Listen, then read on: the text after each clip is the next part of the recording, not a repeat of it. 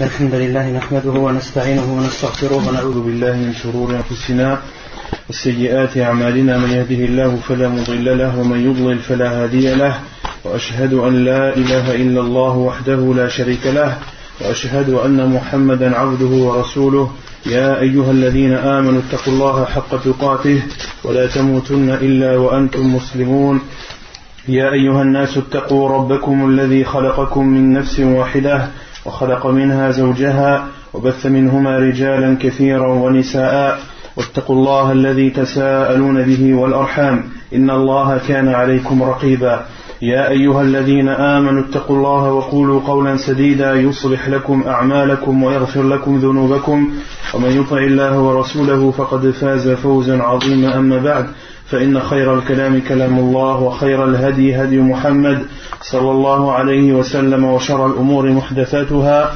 وكل محدثة بدعة وكل بدعة ضلالة وكل ضلالة في النار أما بعد.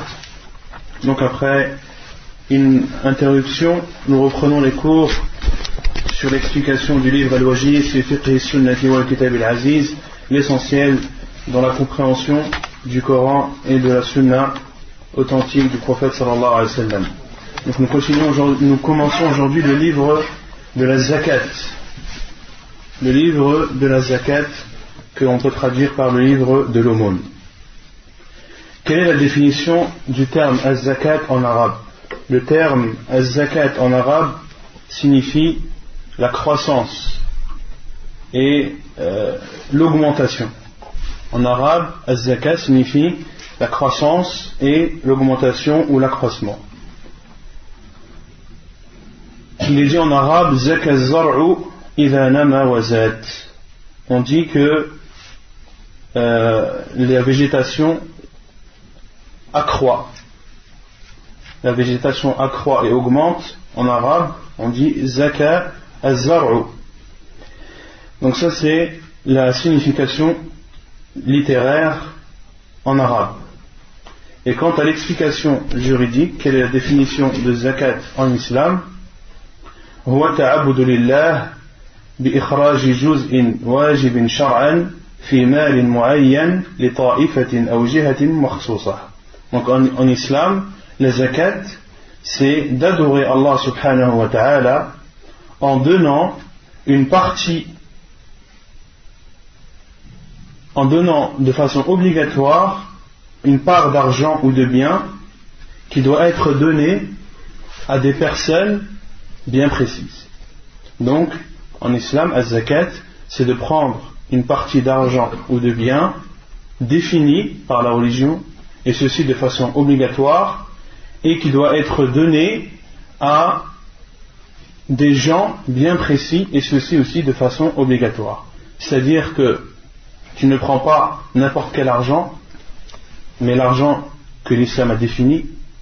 Tu ne prends pas n'importe quelle quantité, mais la quantité que l'islam a définie.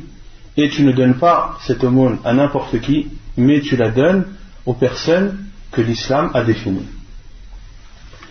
Et az-zakat est aussi appelé sadaqa. Ce sont deux synonymes, ce sont deux termes qui veulent dire la même chose. Az-zakat et as-sadaqa veulent dire la même chose, comme Allah subhanahu wa ta'ala a dit dans le Coran, khudh min amwalihim sadaqatan tutahhiruhum wa tuzakkihim biha. Prends de leur argent une sadaqa qui les purifiera.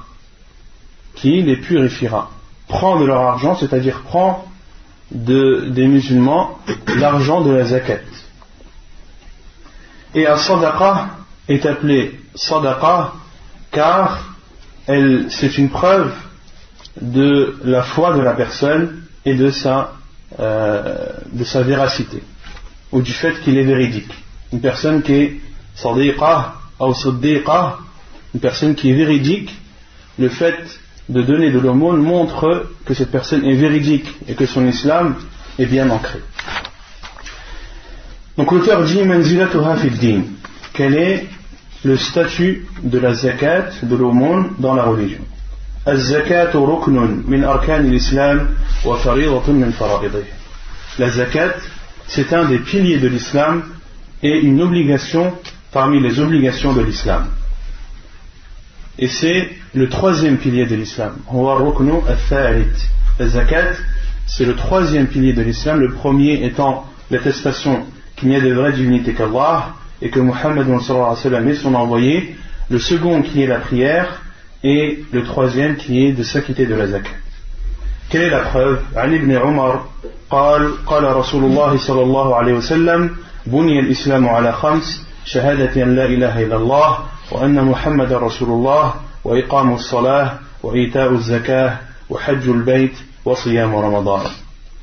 La preuve est le hadith d'Abdullah ibn Umar rapporté dans le Bukhari et Muslim où le prophète sallallahu alayhi wa sallam a dit: l'islam est basé sur 5, l'attestation qu'il n'y a de vraie divinité qui mérite d'être adorée qu'Allah et que Muhammad est son envoyé, de faire la prière, de s'acquitter de la zakat, de l'aumône, de faire le pèlerinage à la Mecque et de jeûner le mois du Ramadan. وقد قرنت بالصلاة في 82 آية. Et l'auteur dit, et la zakat a été citée avec la prière dans le Coran dans plutôt 82 fois. 82 fois dans le Coran, la zakat a été citée avec la prière, les deux ensemble. الترغيب في أدائها. La recommandation de s'acquitter de la zakat. قال تعالى خذ من أموالهم صدقة تطهرهم وتزكيهم بها. Ce qui nous montre, ou parmi les preuves dans le Coran et dans la Sunna, qui nous pousse et qui nous encourage à donner la zakat, et la parole d'Allah subhanahu wa ta'ala: prend de leur argent une aumône qui les purifiera et qui leur permettra de se purifier également, de purifier leur âme, leur corps et leur argent. وقال تعالى وما آتيتم من ربا ليربو في أموال الناس فلا يربو عند الله وما آتيتم من زكاة تريدون وجه الله فأولئك هم المضعفون. Un autre verset où Allah Azza wa Jal nous encourage de donner la zakat, et la parole d'Allah Azza wa Jal lorsqu'il dit selon le sens: et ce que vous donnez, c'est-à-dire comme aumône, en attendant ou en espérant que les gens vous en donnent plus, فَلَا يَرْبُ عِنْدَ اللَّهِ, il n'augmentera pas chez Allah. C'est-à-dire que si tu donnes la zakat à des personnes et ton intention est que ces personnes te rendront un jour ou l'autre cet argent ou plus, eh bien sache que cette aumône n'est pas acceptée chez Allah et Allah ne la prend pas en considération. وَمَا آتَيْتُمْ, puis Allah Azza wa Jal dit: وَمَا آتَيْتُمْ مِنْ زَكَاةٍ تُرِيدُونَ وَجْهَ اللَّهِ, et ce que vous donnez comme zakat en espérant la face d'Allah, c'est-à-dire en ne voulant que la satisfaction d'Allah Azza wa Jal et non pas que les gens vous rendent cet argent ou plus, فَأُولَٰئِكَ هُمُ الْمُضْعِفُونَ, ce sont eux pour qui Allah Azza wa Jal augmentera la récompense et multipliera les récompenses ou la récompense de cette zakat. وعن أبي هريرة قال رسول الله صلى الله عليه وسلم من تصدق بعدل تمرة من كسب طيب ولا يقبل الله إلا الطيب فإن الله يتقبلها بيمينه ثم يربيها لصاحبها كما يربي أحدكم فلوه حتى تكون مثل الجبل. حديث متفق عليه.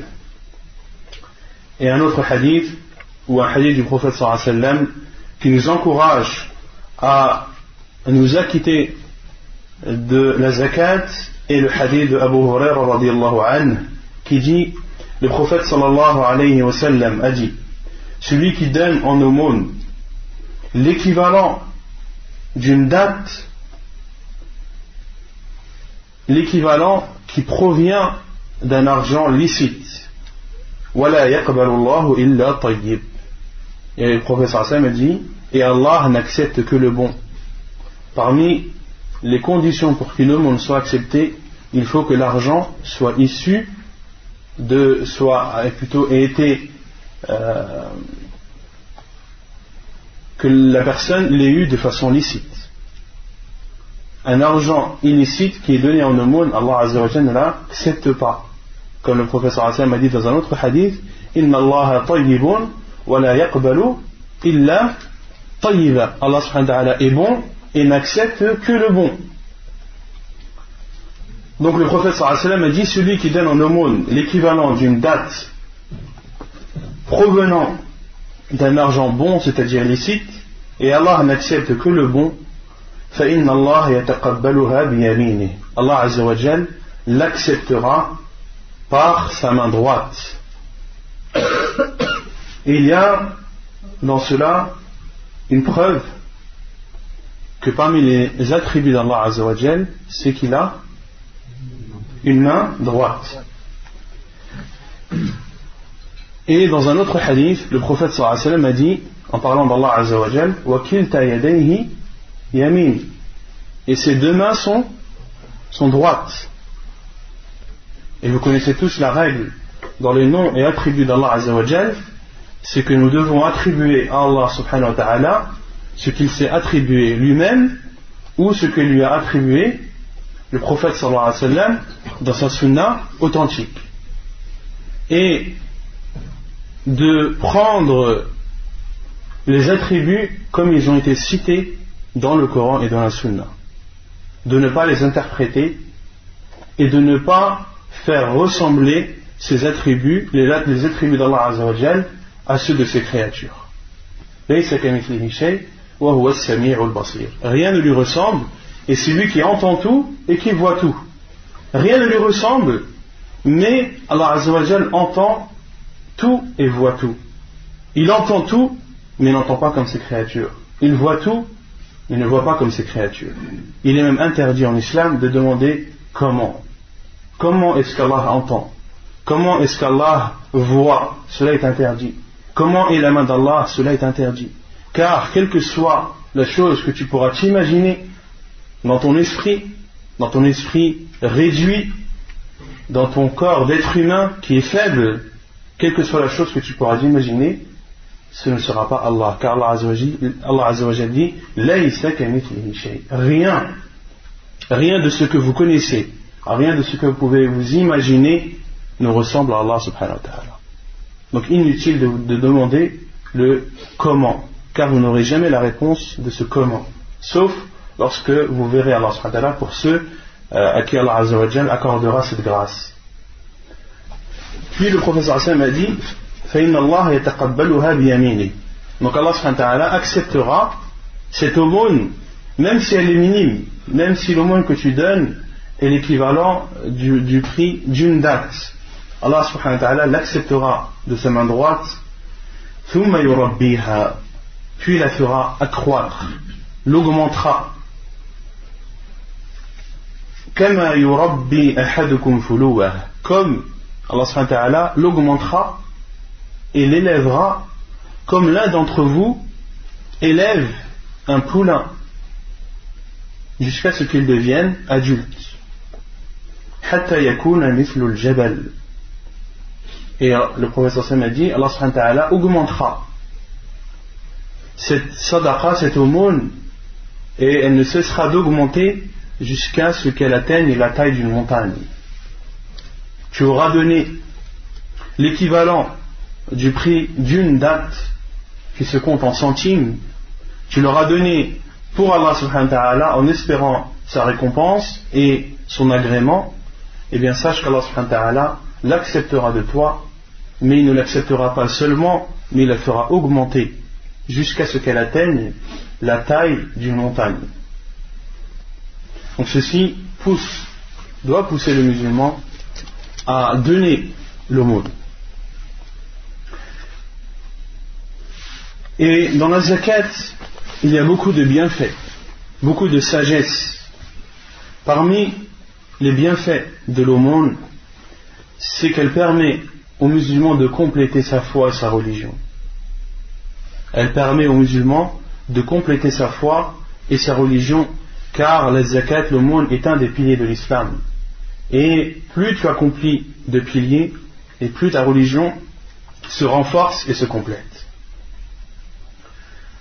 De donner la zakat est aussi une preuve de ta sincérité, car l'argent est quelque chose qui est aimé chez les gens. وَتُحِبُّونَ الْمَالَ حُبًّا جَمًّا. Allah subhanahu wa ta'ala a dit, et vous aimez l'argent, puis Allah azza wa jalla a dit حُبًّا جَمًّا. Vous ne l'aimez pas seulement l'argent, mais vous l'aimez de façon excessive. وَتُحِبُّونَ الْمَالَ حُبًّا جَمًّا. Et celui qui donne en aumône de son argent, cela prouve sa sincérité, car il a sorti et il a donné une chose qui est chère à sa personne. De même que de donner la zakat permet de purifier ton comportement et te fait sortir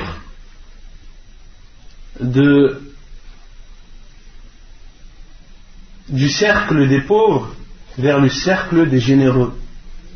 Lorsque tu donnes, tu rentres dans le cercle des généreux, ceux qui sont aimés chez Allah Azza wa Jalla. De même que de donner zakat apaise le cœur de la personne.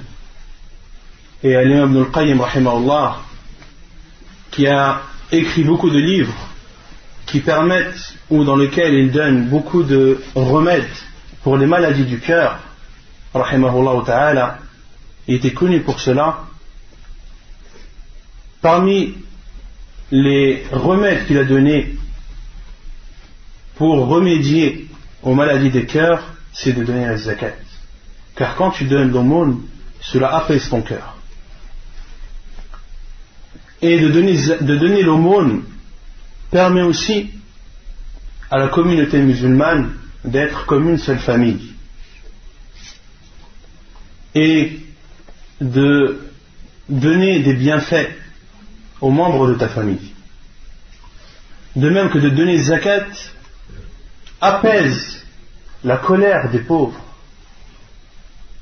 Car certains pauvres ont de la rancune, ont presque de la haine envers les pauvres, envers les riches. Et le fait qu'un riche donne de l'argent à un pauvre, cela rafraîchit sa haine, apaise la haine de ce pauvre et lui permet d'avoir une bonne vision sur les riches. De même que de donner zakat permet à la société musulmane permet à la société musulmane ou préserve la société musulmane de plusieurs délits. Elle préserve la société musulmane du vol, par exemple. Car si tu donnes la zakat aux pauvres, ils ne penseront jamais à voler. Alors que si la zakat ne leur parvient pas et qu'ils restent dans leur état, sans évoluer, sans voir des gestes de générosité d'autrui, ils vont être amenés à faire des délits comme voler ou autre. De même que de donner zakat permet aux musulmans de se préserver de la chaleur du jour du jugement. Comme le professeur a dit dans le hadith authentique, lorsqu'il a cité les 7 qui seront sous l'ombre d'Allah, le jour où il n'y aura d'ombre que celle d'Allah. Et parmi ces 7, le professeur a dit, وَمَنْ تَصَدَّقَ بِصَدَقَةٍ, celui qui donne en aumône une aumône, فَأَخْفَاهَا, et la cache, حَتَّى لَا تَعْلَمَ يَمِينُهُ مَاذَا أَنْفَقَتْ شِمَالُهُ, la cache, donne cette aumône sans que sa main droite ne sache, sans que sa main gauche ne sache ce que sa main droite a donné. Cette personne-là fera partie de ceux qui seront sous l'ombre d'Allah le jour où il n'y aura d'ombre que celle d'Allah, le jour où le soleil descendra et s'approchera, et la distance qui séparera le soleil de la tête des gens sera d'un maïs ou d'un maïs, et les gens sueront, la sueur coulera de leur corps et la sueur les recouvrira recouvrera chaque personne en fonction de ses bonnes actions. Celui qui aura fait beaucoup de péchés, il sera même englouti par sa sueur, wal'iyadu billah. Certains auront la sueur aux pieds, d'autres aux cuisses, d'autres aux épaules, et d'autres seront recouverts par leur sueur, wal'iyadu billah. Et de même que de donner la zakat permet à la personne d'évoluer, mais également à son argent d'accroître. Ce n'est pas parce que tu donnes de ton argent, une partie de ton argent, que ton argent baisse. Au contraire, Allah subhanahu wa ta'ala fera en sorte que ton argent augmente au fur et à mesure. C'est pour cela que le prophète sallallahu alayhi wa sallam a dit dans un hadith authentique: La yanqusu malun min sadaqah. L'argent ne diminue jamais à cause d'une sadaqa. Tu dois donner, si tu as de l'argent qui a atteint le seuil minimum, tu dois donner 2,5% de cette somme. En aucun cas, les 2,5% de cette somme que tu as donnée seront une diminution pour ton argent. Au contraire, tu verras, si tu donnes ta zakat avec sincérité pour Allah Azza wa Jal, tu verras que ton argent, au contraire, augmentera. Et l'année suivante, tu auras encore plus d'argent à ton actif. At-tahdhiru min man'iha. Après avoir montré les bienfaits de la zakat et les hadiths du prophète sallallahu alayhi wa sallam ainsi que les versets d'Allah Azza wa Jal qui nous poussent à la donner, l'auteur parle maintenant et dit At-tahdhiru min man'iha, la mise en garde contre celui qui s'abstient de donner cette zakat. قال تعالى ولا يحسبن الذين يبخلون بما آتاهم الله من فضله هو خيرا لهم بل هو شر لهم سيطوقون ما بخلوا به يوم القيامة ولله ميراث السماوات والأرض والله بما تعملون خبير. Allah subhanahu wa ta'ala dit selon le sens: et que ne croient pas ceux qui sont avares dans ce qu'Allah subhanahu wa ta'ala leur a donné comme bienfait. Et Allah subhanahu wa ta'ala a dit dans le verset: Bima atahumullahu min fadlih. Ceux qui sont avares, ils ne donnent pas les bienfaits d'Allah. Allah subhanahu wa ta'ala n'a pas dit les bienfaits de ces personnes, mais a dit les bienfaits d'Allah. Car tout ce que tu appartiens, tout ce que tu as, ce n'est pas à toi. C'est Allah subhanahu wa ta'ala qui te l'a donné. Cela provient d'Allah subhanahu wa ta'ala. C'est un bienfait d'Allah sur toi. Tu ne l'as pas eu de ton propre chef. Non. Tu l'as eu car Allah subhanahu wa ta'ala a voulu te l'accorder. Donc ceux qui sont avares et ne donnent pas des bienfaits d'Allah qu'il leur a accordés, qu'ils ne croient pas que cela est bien pour eux. Que ceux qui sont avares et ne donnent pas des bienfaits d'Allah, qu'ils ne croient pas que cela est bien pour eux. Bal huwa sharrun lahum. Au contraire, c'est un mal pour eux. Sayutawwaquna ma bakhilu bihi yawm al-qiyamah. Ceux qui n'auront pas donné par avarice sera attaché à leur cou le jour du jugement. Wal'iyadu billah. Walillahi mirathu as-samawati wal-ard. Et à Allah appartient l'héritage des cieux et de la terre. Wallahu bima ta'maluna khabir. Et Allah est tout connaisseur de ce que vous faites.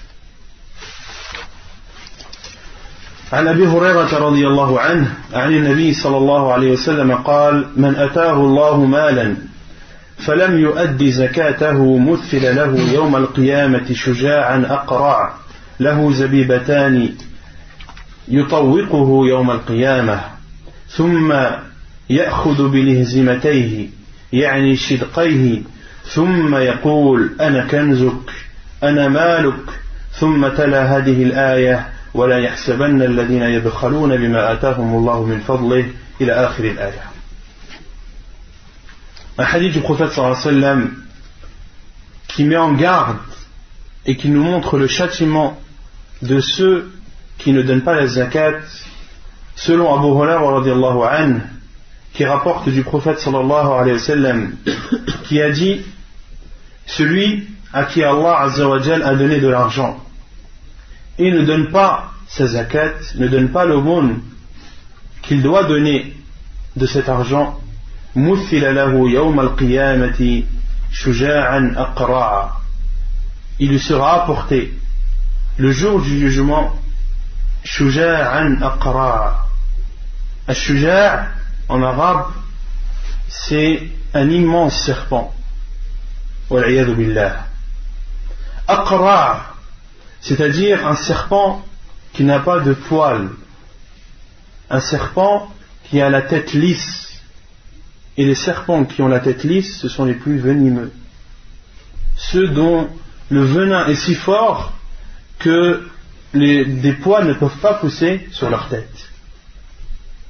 Shuja'an aqra', il lui sera apporté le jour du jugement un énorme serpent à la tête lisse, c'est-à-dire au venin très puissant, lahu zabibatan, qui aura 2 taches noires au-dessus de ses yeux, yutawwiquhu yawm al-qiyamah, qui sera sur son cou le jour du jugement et le pressera, le serrera, wal'iyadu billah. Thumma ya'khudhu bilihzimatayhi, puis ce serpent prendra la personne par ses joues. Thumma yaqul, puis il dira: ana kanzuk, je suis ton trésor, ana maluk, je suis ton argent. Puis le prophète sallallahu alayhi wa sallam a lu le verset: wala yahsabanna alladhina yabkhaluna bima atahum Allahu min fadlihi huwa khayran lahum bal huwa sharrun lahum. Que ne croient pas ceux qui sont avares dans ce qu'Allah subhanahu wa ta'ala leur a donné, qui ne croient pas que cela est meilleur et bien pour eux. Bien au contraire, cela est mauvais pour eux. Allah, le prophète sallallahu alayhi wa sallam, après avoir cité ce châtiment, wal'iyadu billah, a cité ce verset d'Allah subhanahu wa ta'ala. وقال تعالى: والذين يكنزون الذهب والفضة ولا ينفقونها في سبيل الله فبشرهم بعذاب أليم يوم يحمى عليها في نار جهنم فتكوى بها جباههم وجنوبهم وظهورهم هذا ما كنزتم لأنفسكم فذوقوا ما كنتم تكنزون. Un autre verset qui montre le châtiment de ceux qui s'abstiennent de donner la zakat et la parole d'Allah Azza wa Jal selon le sens, et ceux qui gardent l'or et l'argent et ne le donnent pas dans le sentier d'Allah, فَبَشِّرْهُمْ بِعَذَابٍ أَلِيمٍ, annonce-leur alors un douloureux châtiment. يَوْمَ يُحْمَى عَلَيْهَا فِي نَارِ جَهَنَّمْ, le jour où cet or et cet argent seront chauffés par le feu de l'enfer, فَتُكْوَى بِهَا جِبَاهُهُمْ وَجُنُوبُهُمْ, puis que leur front et leurs flancs seront brûlés par cet or et cet argent chauffé par le feu de l'enfer, ainsi que leur dos, et il leur sera dit: هَذَا مَا كَنَزْتُمْ لِأَنفُسِكُمْ, ceci est ce que vous avez gardé pour vous, فَذُوقُوا مَا كُنْتُمْ تَكْنِزُونَ, goûtez à ce que vous avez gardé. وَالْعِيَاذُ بِاللَّهِ. وعن أبي هريرة رضي الله عنه قال: قال رسول الله صلى الله عليه وسلم: ما من صاحب ذهب ولا فضة لا يؤدي منها حقها إلا كان يوم القيامة صفحت له صفائح من نار فأحمي عليها في نار جهنم فيكوى بها جنبه وجبينه وظهره كلما بردت أعيدت له في يوم كان مقداره 50,000 سنة حتى يقضى بين العباد فيرى سبيله إما إلى الجنة وإما إلى النار. قيل: يا رسول الله فالإبل؟ قال: ولا صاحب إبل لا يؤدي منها حقها ومن حقها حلبها يوم وردها إلا كان يوم القيامة بطح لها بقاع قرقر أوفر ما كانت لا يفقد منها فصيلا واحدا تطأه بأخفافها وتعده بأفواهها كلما مر عليها أولاها رد عليه أخراها في يوم كان مقداره 50,000 سنة حتى يقضى بين العباد فيرى سبيله إما إلى الجنة وإما إلى النار. حديث صحيح رواه مسلم وأبو داود. Un second hadith qui nous montre la gravité de ceux qui ne s'acquittent pas de la zakat. Selon Abu Hurairah radiyallahu anhu, le prophète sallallahu alayhi wa sallam a dit: toute personne possédant de l'or ou de l'argent sans en donner les droits, c'est-à-dire sans donner les droits d'Allah subhanahu wa ta'ala sur cet argent. Et les droits se divisent en deux. Il y a des droits qui doivent être donnés obligatoirement et il y a des droits qui doivent être donnés de façon préférable. Quels sont les droits qui doivent être donnés de façon obligatoire? Le premier de ces droits, c'est al-zakat.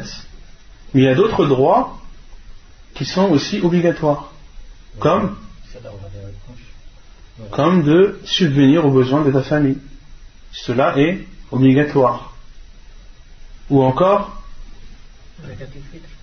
zakat al-fitr, ça rentre dans la zakat. Sachant que zakat al-fitr se donne qu'en nourriture, pas en argent. Et il y a aussi de rembourser les dettes. Le remboursement des dettes est une chose obligatoire pour celui qui en a la possibilité. De même que de subvenir aux besoins de ton invité. Cela aussi est obligatoire. Et il y a les droits qui ne sont pas obligatoires, comme le fait de prêter par exemple de l'argent. Le fait de prêter de l'argent est une chose recommandée, une chose préférable. Quelle est la récompense de celui qui prête de l'argent? Là, Allah il leur a compté la moitié en sadaqa. Ahsant. Allah subhanahu wa ta'ala lui comptera comme récompense comme si il avait donné en aumône la moitié de cet argent. Si tu prêtes à ton frère musulman qui est dans le besoin, si tu lui prêtes 1000 euros, eh bien sache qu'Allah subhanahu wa ta'ala te comptabilisera ce prêt en te donnant la récompense d'une aumône de 500 euros. Non. Et le droit qui est cité dans ce hadith, est-ce que c'est le droit obligatoire ou le droit préférable? C'est le droit obligatoire. Donc, toute personne ayant en sa possession de l'or ou de l'argent et n'en donne pas le droit, c'est-à-dire le droit obligatoire, et le premier de ces droits obligatoires qui est az-zakat, illa kana yawm al-qiyamah, le jour du jugement. Cet argent qu'il n'aura pas donné sera sous forme de plaques qui seront chauffées. Ce seront des plaques de feu. صفحت له صفائح من نار فأحمي عليها في نار جهنم. Ce sont donc des plaques de feu qui seront chauffées par le feu de l'enfer والعياذ بالله. فيكوى بها جنبه وجبينه وظهره. Et avec ces plaques de feu chauffées par le feu de l'enfer, elles seront appliquées sur le front de la personne, sur son dos et sur ses flancs. Et les savants ont donné des explications quant à ceux dont les plaques seront posées sur leur front. Ce seront ceux qui auront refusé de donner la zakat aux pauvres et d'avoir refusé en faisant face à ce pauvre. Celui-là, il sera brûlé sur son front. Et ceux qui seront brûlés sur leur flanc, ce seront ceux qui auront donné le flanc aux pauvres lorsqu'ils leur demanderont la zakat. Lorsqu'un pauvre te demande la zakat et que tu lui tournes et que tu lui montres tes flancs, tu te retournes en lui montrant tes côtés. Et bien ces côtés que tu auras montrés à ce pauvre seront brûlés yawm al-qiyamah par ces plaques de feu chauffées par le feu de l'enfer. Et ceux dont le dos sera brûlé, ce seront ceux qui auront tourné le dos aux pauvres. Puis le prophète sallallahu alayhi wa sallam a dit: Kullama baradat u'idat lah. À chaque fois que ces plaques seront ou refroidiront, elles seront réchauffées une nouvelle fois dans le feu de l'enfer. Fi yawmin kana miqdaruhu 50 alf sana. Combien de temps ce châtiment durera? Est-ce qu'il durera 1 heure, 2 heures, 1 jour, 1 mois, 1 an, 100 ans, 1000 ans? Le prophète sallallahu alayhi wa sallam a dit dans un jour dont la durée est de 50 000 ans, jusqu'à ce qu'Allah subhanahu wa ta'ala juge et ordonne le début du jugement dernier. Et le jour où la personne verra sa destinée soit au paradis, soit en enfer. Puis il a été dit au prophète sallallahu alayhi wa sallam: ô envoyé d'Allah, et les chamelles, qu'en est-il des chameaux? Le prophète sallallahu alayhi wa sallam a dit: toute personne possédant un chameau sans en donner les droits, et parmi ces droits, c'est d'autoriser de prendre de son lait le jour où elle est abreuvée. C'est-à-dire que lorsque la chamelle boit de l'eau et qu'elle retourne pour se reposer, à l'époque, les pauvres profitaient de ce moment où la chamelle se reposait et venait de s'abreuver pour extraire d'elle le lait. Et parmi les droits, et ça c'est un droit préférable et non obligatoire, parmi les droits de la chamelle, lorsque tu as un chameau, il t'est recommandé, lorsque le jour où ce chameau boit et se rassasie, de laisser les pauvres qui en ont la nécessité prendre de son lait. إلا إذا كان يوم القيامة بطح لها بقاع قرقر. Celui qui ne donne pas la zakat concernant la chamelle, et on verra Inch'Allah quelle est la zakat concernant les chameaux, et on verra que il est obligatoire pour celui qui est en possession des chameaux de donner la zakat lorsque ces chameaux ou les chameaux qu'il a en sa possession sont au nombre de 5. Le minimum est de 5. Celui qui a 4 chamelles ou 4 chameaux, il n'est pas obligatoire pour lui de donner la zakat. Mais lorsque le nombre atteint 5, c'est là où la zakat commence à devenir obligatoire, et plus le nombre de chamelles augmente, et plus la zakat augmente. Et le minimum pour celui qui possède 5 chamelles, c'est de donner en zakat une brebis ou un mouton. Donc celui qui n'aura pas donné cette zakat, le jour du jugement, les chamelles qu'il aura en sa possession seront amenées dans un endroit plat, un endroit vaste et plat, où il n'y aura aucun endroit possible pour s'enfuir, un endroit où il n'y aura pas de côte, ni de rocher, ni quoi que ce soit. Le professeur Hassan a dit: Butiha laha biqa'in qarqar. Ces chamelles qu'il n'aura pas donné, ou toutes les chamelles qu'il aura en sa possession dont il n'a pas donné le droit, seront amenées dans un endroit vaste et plat. Awfara makanat. Et ces chamelles seront en très bonne santé. Ces chameaux seront bien portants et seront forts, auront une force plus grande que celle qu'ils avaient sur cette vie d'ici-bas. La yafqidu minha fasilan wahida. Et le professeur Hassan a dit: il ne manquera, du nombre de chameaux et de chamelles qu'il avait, il ne manquera pas ne serait-ce qu'un chamelet. Un petit chameau qu'il avait, un chamelet, ne manquera pas. C'est-à-dire celui qui aura 50 chamelles ou 50 chameaux, avec compris dedans des chamelets, dont il n'aura pas donné la zakat, eh bien, tout ce troupeau sera amené le jour du jugement dans un endroit plat et vaste. Il ne manquera rien du tout. Tata'uhu bi akhfafiha. Et ce troupeau piétinera cet homme, wal'iyadu billah, wa ta'udduhu bi afwahiha, et le mordra avec ses dents. Kullama marra alayhi ulaha rudda alayhi ukhraha. Et lorsque le dernier des chameaux sera passé sur lui et l'aura mordu, eh bien la première chamelle reviendra à nouveau, et ainsi de suite.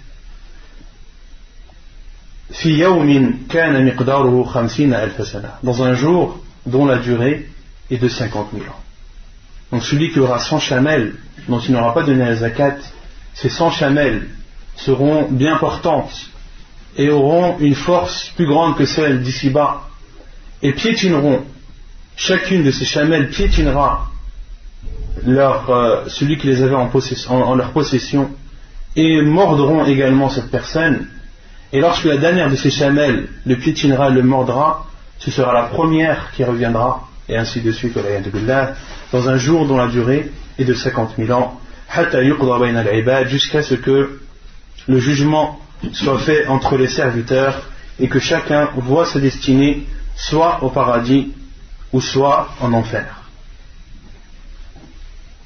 Hadith authentique rapporté par Muslim et Abu Daoud. Puis l'auteur parle du jugement de celui qui s'en abstient. Quel est le jugement après avoir vu le châtiment et la gravité de celui qui s'abstient de donner la zakat? Quel est son jugement? حكم مانعها الزكاة من الفرائض التي أجمعت عليها الأمة واشتهرت شهرة جعلتها من ضروريات الدين بحيث لو أنكر وجوبها أحد خرج عن الإسلام. L'auteur dit, la zakat fait partie des obligations qui font l'unanimité de la communauté musulmane. واشتهرت شهرة, et la zakat est connue de tout le monde. Tout le monde la connaît au point que cette zakat est considérée comme faisant partie des choses essentielles de la religion. Et si une personne renie l'obligation de celle-ci, celui qui renie l'obligation de la zakat et qui dit que la zakat ce n'est pas obligatoire et que ce ne sont que des futilités, ou que celui qui veut la donner qui la donne, celui qui ne veut pas la donner qui ne la donne pas, l'auteur dit لو أنكر وجوبها أحد خرج عن الإسلام, celui qui renie l'obligation de la zakat sort de l'islam والعياذ بالله وقتل كفرا إلا إذا كان حديث عهد بالإسلام فإنه يعذر بجهله الأحكام, sauf pour celui qui a embrassé l'islam de façon récemment, ne connaissant pas le jugement de la zakat. Ces personnes sont excusées. Une personne qui vient de se convertir à l'islam, qui ne connaît pas les jugements de la religion et qui est amené à dire de son propre gré que la zakat ce n'est pas obligatoire, c'est surrogatoire car il ne savait pas, il est bien sûr excusé pour son ignorance dans ce jugement. Mais quant à celui qui a grandi dans l'islam et qui connaît le jugement et a entendu les versets d'Allah subhanahu wa ta'ala ainsi que les hadiths du prophète sallallahu alayhi wa sallam concernant le jugement de la zakat, et malgré cela renie l'obligation, celui-là sort de l'islam wal-'iyadhu billah. أما من امتنع عن أدائها مع اعتقاده وجوبها فإنه يأثم بامتناعه دون أن يخرجه ذلك عن الإسلام. Quant à celui qui s'abstient de la donner tout en attestant de son obligation, فإنه يأثم بامتناعه, il a alors fait un grave péché en s'abstenant de la donner sans que cela ne le fasse sortir de l'islam. Donc celui qui sort de l'islam, c'est celui qui renie l'obligation. Celui qui s'abstient de donner la zakat tout en attestant et en affirmant que la zakat est une obligation, sans aucun doute, celui-là a fait un grave péché, mais ce péché ne le fait pas sortir de l'islam. وعلى الحاكم أن يأخذها منه قهرا, et il est du devoir du gouverneur de prendre la zakat de cet homme même contre son gré, de la prendre même contre son gré. ويأخذ نصف ماله عقوبة, il doit prendre la moitié de son argent comme punition et comme amende. Les hadiths بهز ابن حكيم عن أبيه عن جده قال سمعت رسول الله صلى الله عليه وسلم يقول في كل إبل سائمة في كل 4 ابنة لبون لا يفرق إبل عن حسابها من أعطاها مؤتجرا فله أجرها ومن منعها فإن آخذوها وشطر ماله عزمة من عزمات ربنا تبارك وتعالى لا يحل لآل محمد منها شيء. حديث حسن رواه أبو داود والنسائي وابن ماجه. Quelle est la preuve que le gouverneur musulman doit prendre la zakat de celui qui s'abstient de la donner, même contre son gré, et de prendre en plus la moitié de son argent comme punition et comme amende? La preuve est le hadith de Bahz ibn Hakim, selon son père, selon son grand-père, qui dit: j'ai entendu le prophète sallallahu alayhi wa sallam dire: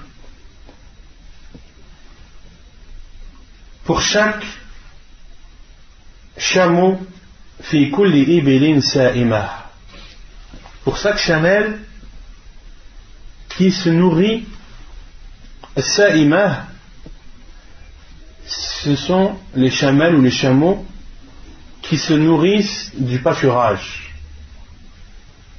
Mais un pâturage dont l'herbe pousse par la volonté d'Allah subhanahu wa ta'ala. Les chameaux, parmi les conditions, on le verra, dont on doit sortir la zakat, ce sont les chameaux qui ne sont pas utilisés pour des tâches domestiques, mais qui restent dans leur pâturage et se nourrissent d'un pâturage dont l'herbe pousse par la volonté d'Allah subhanahu wa ta'ala. Autrement dit, si toi tu récoltes du foin par exemple et que tu le coupes puis que tu l'apportes à ton chameau, est-ce qu'il est considéré comme sa'im? Non, car ce chameau aura été nourri par une nourriture que tu lui auras apportée, une nourriture que tu auras préparée et que tu lui auras apportée. Ce chameau, il n'y aura pas de zakat à sortir. Le prophète sallallahu alayhi wa sallam a dit: fi kulli ibilin sa'ima, dans chaque ou pour chaque chameau qui se nourrit dans un pâturage. Fi kulli 40 ibnatu labun, pour chaque 40, c'est-à-dire lorsque tu as 40 chameaux, tu dois donner en zakat ibnatu labun. Si on traduit ibnatu labun, c'est la petite de celle qui allaite. Et la petite de celle qui allaite, ce sont les chameaux qui ont 2 ans. Pourquoi est-ce qu'ils sont appelés les petits de ceux qui allaitent? Car leur mère, en général, lorsque les chamelets ont 2 ans, leurs mères ont déjà eu un autre petit, et ce petit est en train d'allaiter. Pour cela qu'il est appelé le petit de celle qui allaite. Autrement dit, le chameau qui a 2 ans. D'accord? Donc lorsque tu as 40 chameaux, tu dois donner en zakat un chameau qui est âgé de 2 ans. Et lorsque tu en as 25, on le verra après, tu dois donner ibnatu makhad, un petit de celle qui est enceinte, de la chamelle qui est enceinte. Autrement dit, un chameau qui a 1 an, car en général, les chameaux qui ont 1 an, leur mère porte un autre petit. D'accord? Donc lorsque tu en as 25, tu dois donner comme zakat un chameau âgé d'1 an, et lorsque tu en as 40, tu dois donner un chameau âgé de 2 ans. La yufarraqu ibilin an hisabiha. Puis le professeur Hassan a dit, et les chameaux ne doivent pas être séparés dans leur compte. C'est-à-dire que lorsque 2 personnes ont chacune 20 chameaux, mais que ces chameaux se mélangent, et mangent du même pâturage et restent tout le temps ensemble, est-ce que cette personne qui a 20 chameaux doit sortir la zakat ou pas? Oui, on le verra après, Inch'Allah. Donc là, je vous explique de façon brève, parce que le but du hadith, ce n'est pas ça. Mais lorsque deux personnes ont 20 chameaux ou 20 chamelles chacun, qui mangent du même pâturage, qui sont gardés de la même façon, eh bien, ils doivent donner la zakat sur l'ensemble. Car ces 2 fois 20 chameaux, en islam, sont considérés comme étant mélangés. Et donc, lorsqu'ils atteignent 40, les deux propriétaires de ces 2 fois 20 chameaux doivent donner en zakat, doivent se diviser l'équivalent, ou doivent donner un chameau âgé de 2 ans. Puis le professeur Hassan a dit: Man a'taha mu'tajiran falahu ajruha.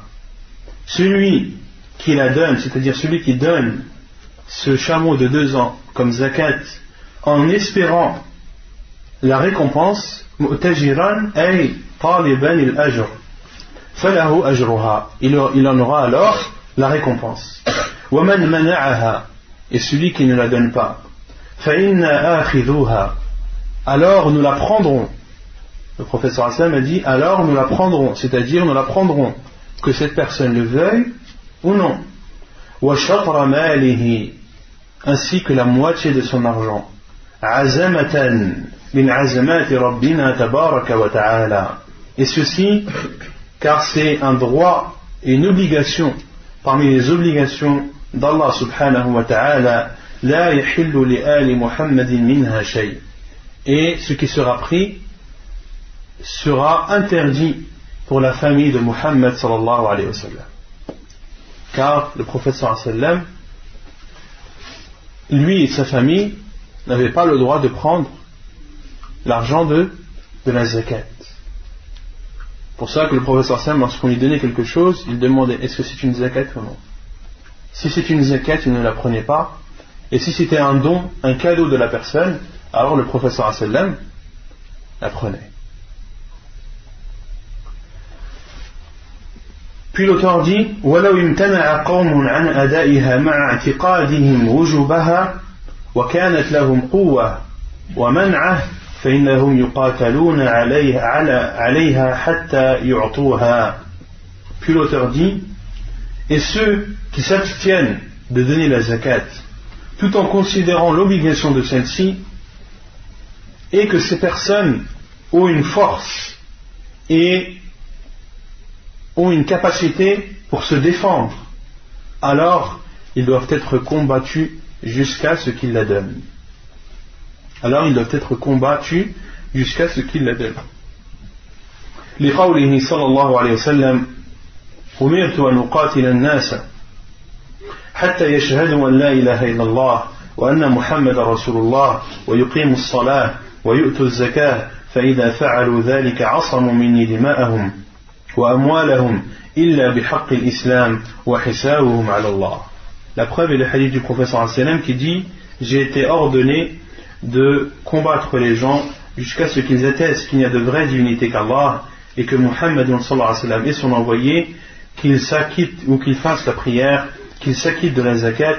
Lorsqu'ils auront fait cela, ils seront alors, plutôt leur sang et leur argent seront sacrés, sauf dans les droits de l'islam, sauf ce que l'islam te permet de prendre comme argent ou comme sang lorsque la loi du talion est appliquée, par exemple. Lorsque la loi du talion est appliquée, par exemple. وَحِسَابُهُمْ عَلَى اللَّهِ. Et leur jugement appartient à Allah subhanahu wa ta'ala. C'est-à-dire, s'ils attestent qu'il y a de vraie divinité qu'Allah et que Muhammad sallallahu alayhi wa sallam est son envoyé, qu'ils font la prière, s'acquittent de la zakat, alors nous devons prendre en considération ce qu'ils nous montrent. Et ce qu'ils cachent, eh bien, Allah subhanahu wa ta'ala est leur seul juge. ceux qui cachent par exemple une mécréance ou ceux qui cachent des péchés, alors Allah subhanahu wa ta'ala est leur seul juge. Car en islam, on ne prend en considération que ce qui apparaît, et ce qui est intérieur et propre à la personne n'a vaut aucun moyen de vérifier. Et donc c'est pour cela que le professeur Hassan a dit wa hisabuhum ala Allah, c'est-à-dire qu'Allah subhanahu wa ta'ala les jugera dans cela, car c'est lui qui connaît le visible comme l'invisible subhanahu wa ta'ala. Hadith authentique rapporté par Al-Bukhari et Muslim. وعن أبي هريرة قال لما توفي صلى الله عليه وسلم وكان أبو بكر وكفر من كفر من العرب فقال عمر كيف تقاتل الناس وقد قال رسول الله صلى الله عليه وسلم أمرت أن أقاتل الناس حتى يقولوا لا إله إلا الله فمن قالها فقد عصم مني ماله ونفسه إلا بحقه وحسابهم على الله قال والله لأقتلن من فرق بين الصلاة والزكاة فإن الزكاة حق المال والله لو منعوني عناقا كانوا يؤدونها إلى رسول الله صلى الله عليه وسلم لقاتلتهم على منعها فقال عمر فوالله ما هو إلا أن قد شرح الله صدر أبي بكر للقتال فعرفت أنه الحق. حديث رواه البخاري ومسلم. Notre hadith qui montre qu'il est autorisé aux gouverneurs musulmans de combattre ceux qui s'abstiennent de la zakat tout en attestant de son obligation et ayant les moyens de se défendre pour ne pas la donner. Un autre hadith, c'est le hadith d'Abu Hurairah radiyallahu anhu qui dit lorsque le prophète sallallahu alayhi wa sallam est décédé et qu'Abu Bakr radiyallahu anhu a repris les rênes et que on mécru ceux qui ont mécru parmi les Arabes, Omar ibn Khattab radiyallahu anhu a dit à Abu Bakr radiyallahu anhu pourquoi combattu les gens? Et alors que le prophète sallallahu alayhi wa sallam a dit j'ai été ordonné de combattre les gens jusqu'à ce qu'ils disent la ilaha illallah, et celui qui l'a dit, alors son argent et sa personne sont sacrés illa bihaqqi, sauf dans les droits de l'islam, wa hisabuhum ala Allah, et Allah subhanahu wa ta'ala est leur seul juge dans ce qu'ils cachent. Faqal, c'est-à-dire Abu Bakr radiyallahu anhu a dit par Allah je combattrai ceux qui séparent la prière de la zakat, car la zakat est le droit sur l'argent. Puis Abu Bakr radiyallahu anhu a dit et je jure par Allah que s'ils s'abstiennent de donner inaqan, c'est-à-dire une corde par laquelle ou avec laquelle on attache les animaux, s'ils s'abstiennent ou ils refusent de me donner une corde qu'ils avaient l'habitude de donner au prophète sallallahu alayhi wa sallam, je les combattrai pour cela. Puis Omar radiyallahu anhu a dit je jure par Allah que le simple fait qu'Allah subhanahu wa ta'ala ait apaisé le cœur d'Abu Bakr dans cela, j'ai su que c'était la vérité. Hadith rapporté par Al-Bukhari et Muslim. Et bien sûr, le fait de combattre cela est propre au pays musulman et doit être supervisé par le gouverneur musulman. C'est lui qui doit juger cela bon et c'est lui qui doit l'ordonner si cela est nécessaire. Et en aucun cas les musulmans doivent faire cela de leur propre initiative, car en islam toutes les choses sont ordonnées, toutes les choses sont supervisées. Et si chaque musulman devait combattre l'autre parce qu'il n'avait pas donné la zakat, il y aurait sur terre la turpitude wa l'a'iyadu billah. Ala man tajib, envers qui la zakat est obligatoire.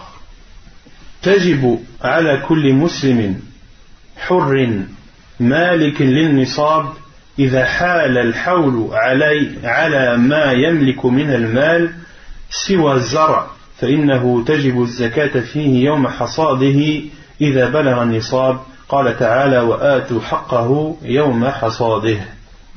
Donc envers qui la zakat est obligatoire? La zakat est obligatoire pour tout musulman. Sort de cela les non-musulmans. Donc les non-musulmans, il ne leur est pas obligatoire de donner la zakat. Et on avait vu cela lors du jeûne du Ramadan, le fait que cela ne leur est pas obligatoire, car Allah subhanahu wa ta'ala n'accepte pas de bonnes œuvres avec la mécréance. Pour qu'Allah subhanahu wa ta'ala accepte une bonne œuvre, il faut que la personne soit musulmane. D'accord? Mais malgré cela, Allah subhanahu wa ta'ala les châtiera pour ne pas l'avoir donné. Pour ne pas l'avoir donné. Donc, elle est obligatoire pour tout musulman libre. Autrement dit, elle n'est pas obligatoire pour ceux qui sont pour les esclaves. Malikin lin nisab. Et pour ceux qui ont en leur possession un nisab. Et un nisab, en islam, c'est l'argent minimum ou les biens minimums que tu possèdes et par laquelle la zakat te devient obligatoire. Autrement dit, c'est le seuil minimum. C'est le seuil minimum de ce que tu possèdes par lequel, lorsque tu atteins ce seuil ou que tu le dépasses, la zakat devient pour toi obligatoire. Que ce soit de l'argent, que ce soit de l'or, de l'argent, c'est-à-dire de la monnaie, ou bien de l'argent, de métal, que ce soit des bêtes et animaux, que ce soit des chameaux, des vaches, des bœufs, des moutons, des brebis, des chèvres. Il y a un nisab, il y a un seuil pour chacun de ces biens. De même pour les récoltes, pour les grains et les fruits.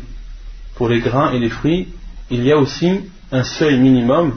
Lorsque tu atteins ce seuil, ou bien que tu le dépasses, la zakat devient obligatoire pour toi. Donc, il faut être musulman, il faut être libre, non esclave, il faut avoir en sa possession le seuil minimum. إذا حال الحول على ما يملك من المال.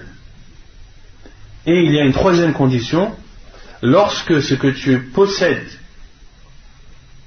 comme seuil minimum, tu l'as eu en ta possession pendant 1 an. Lorsque c'est de l'argent, ou bien lorsque ce sont des chameaux, des vaches ou des moutons, lorsque ce sont des animaux. سوى الزرع, sauf les récoltes, فإنه تجب الزكاة فيه يوم حصاده. Sauf ce que tu sèmes, tu dois donner la zakat le jour de la récolte. إذا بلغ النصاب, lorsque bien sûr ce que tu as récolté a atteint le seuil minimum. La preuve est la parole d'Allah subhanahu wa ta'ala, وَآتُوا حَقَّهُ يَوْمَ حَصَادِهِ, et donner son droit, c'est-à-dire le droit de ce que vous avez récolté le jour de la moisson, le jour où vous récoltez ces grains ou ces fruits. Et on verra incha'Allah le seuil minimum de chacun de ces biens. ثم يقول المؤلف الأموال التي تجب فيها الزكاة. Quels sont les biens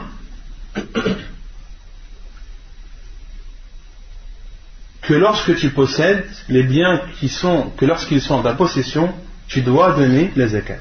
تجب الزكاة في النقدين. La zakat est obligatoire sur l'or et l'argent. النقدين أي الذهب والفضة. والزروع, de ce que tu moissonnes. والثمار, les fruits. والمواشي, المواشي أي الغنم. والغنم منها الإبل والبقر والمعز. Et al-mawashi, c'est-à-dire les animaux, mais pas tous les animaux. Il y a le chameau ou la chamelle, la vache et les moutons ou les chèvres. War-rikaz. Et ar-rikaz, ce sont les trésors qui ont été enterrés pendant la période anté-islamique. Les trésors que tu trouves et qui ont un signe significatif qui te permet de reconnaître et de savoir que ces trésors ont été enterrés avant l'islam, alors il y a une zakat dedans. Tu dois donner, qui connaît? Al-Khumous, tu dois donner le 5e. Le 5e de ce que tu as trouvé, tu dois le donner en zakat. أولا زكاة النقدين الذهب والفضة. Premièrement, le zakat sur l'or et l'argent.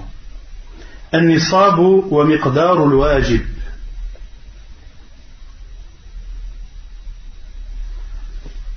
نصاب الذهب 20 دينارا ونصاب الفضة 100 درهم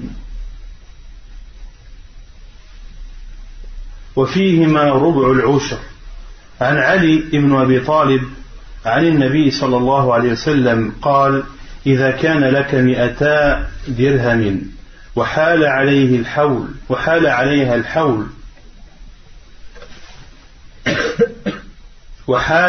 الحول ففيها 5 دراهم وليس عليك شيء، يعني في الذهب، حتى يكون لك 20 دينارا، فإذا كانت لك 20 دينارا وحال عليها الحول ففيها نصف دينار. حديث صحيح رواه أبو داود. Donc quel est le seuil obligatoire, ou le seuil que tu atteins concernant l'or et l'argent? Quel est le seuil minimum qui, lorsqu'il est atteint, t'oblige à sortir la zakat? Nisabu dhahabi 20 dinara. Le seuil minimum pour l'or est de 20 dinars. Des dinars islamiques, musulmans. Qu'est-ce qu'un nisab? Qu'est-ce qu'un dinar islamique? Waznuhu mithqal. وزنه مثقال والمثقال 4 غرامات وربع. 4 غرامات وربع. Et al-mithqal en arabe, c'est l'équivalent de 4 grammes et un quart. 4 grammes plus un quart de grammes. Ça c'est al-mithqal, qui en arabe est l'équivalent du dinar islamique. D'accord? Et le professeur et le nisab, le seuil minimum de l'or, c'est 20 dinars. Autrement dit, c'est 20 mithqal. Et al-mithqal, c'est 4 grammes et un quart.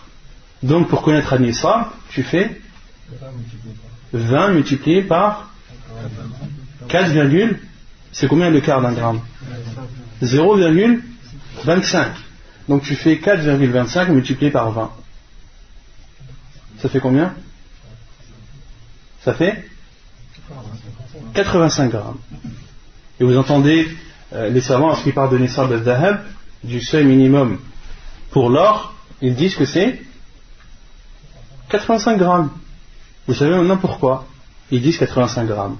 85 grammes, c'est-à-dire 20 dinars islamiques, et un dinar islamique équivaut à 4,25 grammes, que tu multiplies par 20, ce qui te donne 85 grammes. وَنِصَابُ الْفِضَّةِ 100 dirham. Et le seuil pour l'argent, c'est-à-dire le métal, c'est de 200 dirhams islamiques. Et l'équivalent du dirham islamique avec al-mathaqil, c'est 10 dirhams islamiques équivalent à 7 mithqal, ou à 7 mathaqil. 7 mathaqil. Donc le seuil c'est de 200 dirhams islamiques, sachant que 10 dirhams équivalent à 7 mathaqil. Ça fait combien tout ça? Il faut que quelqu'un prenne une calculatrice et compte. Naam? Si, 140 mithqal à 140 mithqal. On a dit que 1 dirham, ça fait Combien de mithqal? Un dirham, ça fait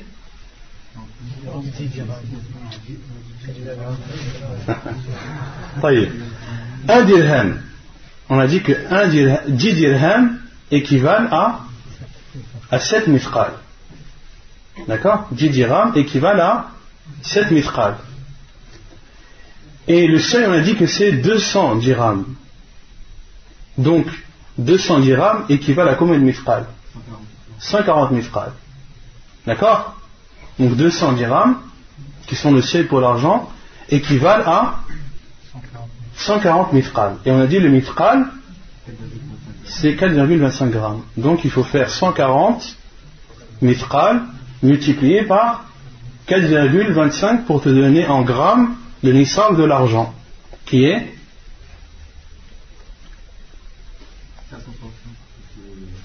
faut calculer. Ça fait combien? 140 fois 4,25. Personne n'a calculatrice? 595. Donc le seuil minimum pour l'argent, c'est de 595. 595 grammes.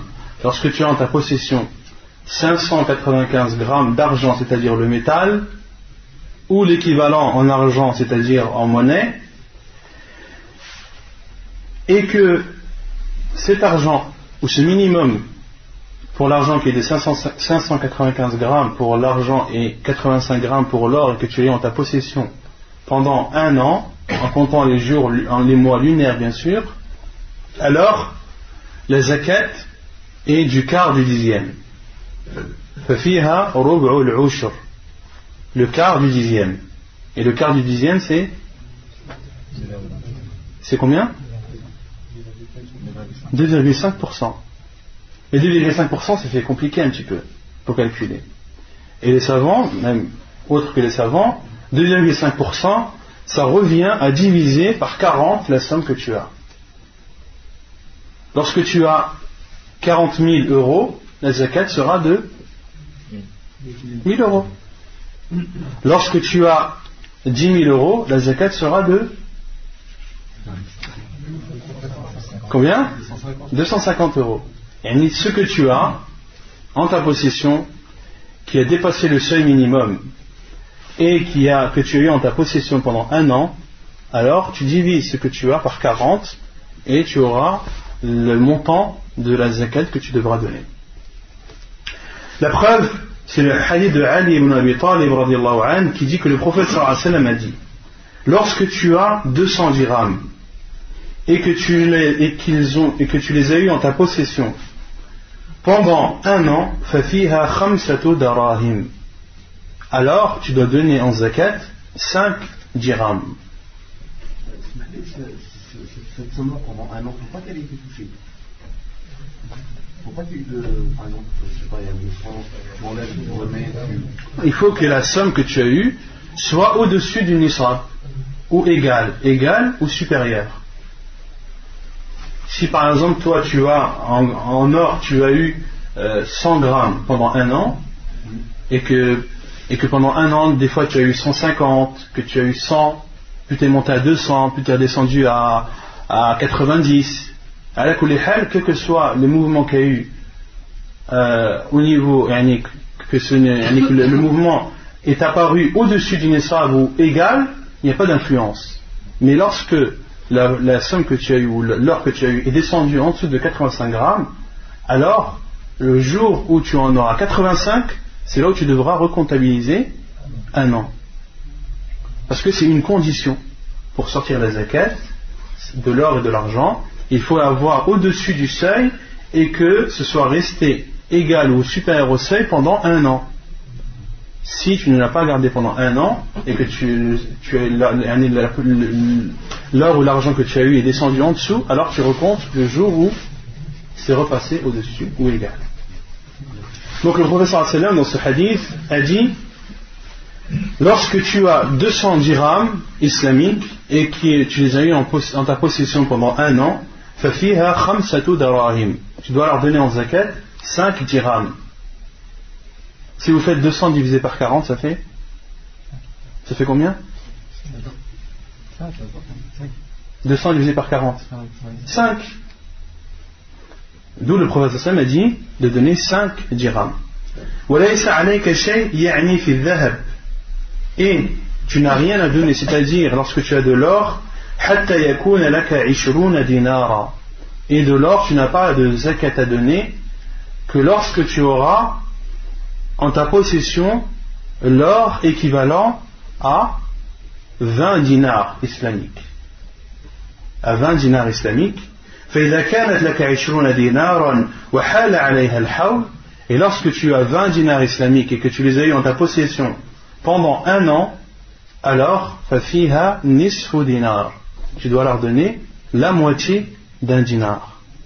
Si tu en as 20, tu dois donner la moitié d'un dinar. Ce qui correspond à, en pourcentage, la moitié d'un dinar, ça correspond à combien par rapport à 20? 2,5%. 2,5%. Car beaucoup se demandent comment est-ce que les savants ont déduit les 2,5%. Parce que c'est un taux bien précis. 2,5%, c'est pas 3, c'est pas 2, c'est 2,5. Et beaucoup se demandent comment est-ce que les savants ont déduit des hadiths et de la science du prophète sallam, c'est 2,5%. Comment ont-ils déduit les 85 grammes? Comment ont-ils déduit les 595 grammes pour l'argent? Vous avez maintenant la réponse. Non. Et le hadith est rapporté, et authentique, est rapporté par Abu Daoud dans son Sahih. Et lorsque la personne a 80 grammes d'or et a 500 grammes d'argent, est-ce qu'il a payé la zakat ou pas? Non. Est-ce qu'il a le droit de rassembler les deux? Non. Car le prophète sallallahu alayhi wa sallam a dit La yujma' bayna muftariq wa la yufraq bayna mujtami'. On ne doit pas rassembler deux choses différentes, ni séparer deux choses identiques. Tu ne dois pas rassembler deux choses différentes, ni séparer deux choses identiques. Ça, c'est une règle dans Bab al-Zakat. Dans Bab al-Zakat, c'est une règle, c'est que tu ne dois pas rassembler deux choses différentes. C'est-à-dire, si tu n'as pas le nisab, ou le seuil minimum d'or, tu ne dois pas rajouter ce que tu as en argent pour atteindre le nisab. Car l'or c'est l'or et l'argent c'est l'argent. Wallahu a'lam, wa naktafi bihadha al-qadr, wa subhanaka Allahumma wa bihamdik, ashhadu an la ilaha illa ant, astaghfiruka wa atubu ilayk.